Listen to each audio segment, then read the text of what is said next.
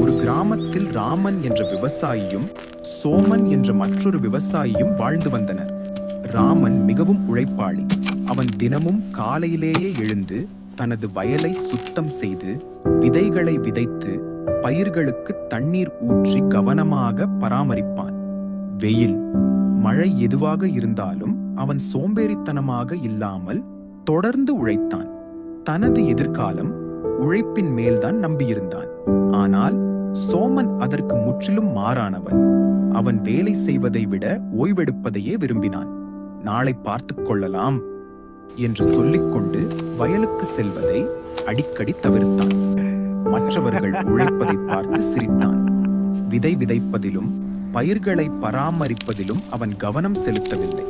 அறுவடை காலம் வந்தபோது ராமனின் வயலில் பச்சை பயிர்கள் செழித்து வளர்ந்து நல்ல விளைச்சல் கிடைத்தது. அவன் மகிழ்ச்சியுடன் தன் குடும்பத்தை நன்றாக பராமரித்தான். ஆனால் சோமனின் வயலில் பயிர்கள் சரியாக வளரவில்லை.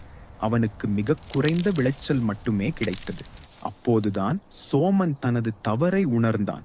ராமனிடம் சென்று உழைப்பின் முக்கியத்துவத்தை கற்றுக்கொண்டான்.